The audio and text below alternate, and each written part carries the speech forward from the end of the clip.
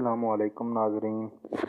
آج کا ہمارا ٹاپک ہے ولادت باسعادت مولا حسین علیہ السلام۔ اس میں ہم مولا حسین علیہ السلام کی ولادت کا ذکر کریں گے، اور اس کے بعد ہم جبرائیل کا آنا، جو جبرائیل نے آ کر نبی پاک کو بتایا، اور مولا حسین علیہ السلام کا نام تجویز، یہ سب ہم اس ویڈیو میں بتائیں گے۔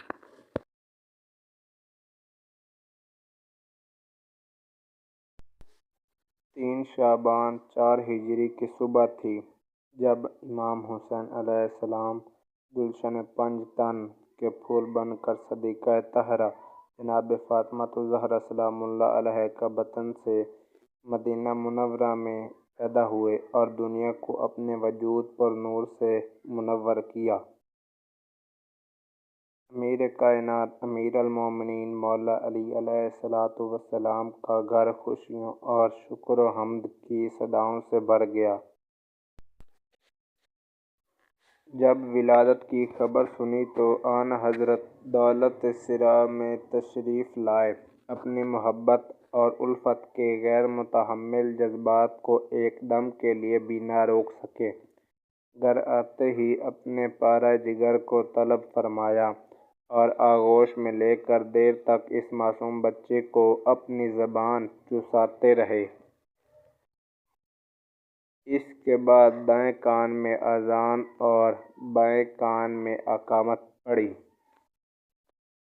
روایت میں ہے کہ نبی پاک مولا حسین علیہ السلام کو گود میں بھی بٹھا کر پیار کر رہے تھے کہ جبرائیل زمین پر اتر آئے، اور درود و سلام کے بعد انہوں نے نبی پاک کو مولا حسین علیہ السلام کی شہادت کی خبر سنائی اور ان پر آنے والی تمام مصیبتوں کا تذکرہ کیا۔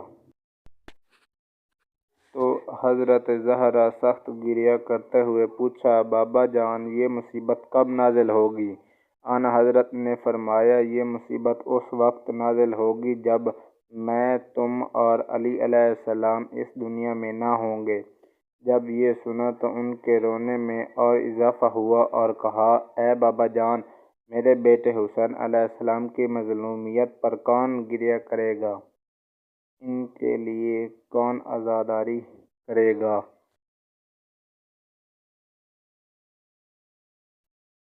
آپ نے فرمایا، میری امت کی عورتیں میرے اہل بیت کی عورتوں پر گریہ کریں گی، اور میرے اہل بیت کے مردوں پر مرد گریہ کریں گے۔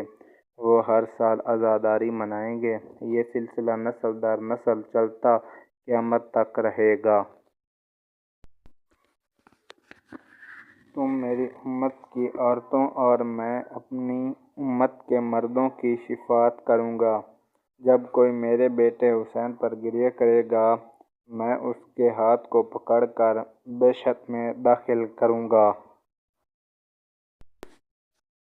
اعمالی صدوق کے مطابق امام سجاد علیہ السلام سے مروی ہے کہ ولادت امام حسین علیہ السلام کے بعد جناب سیدہ نے عرض کیا، یا علی، بچے کا نام کیا ہوگا؟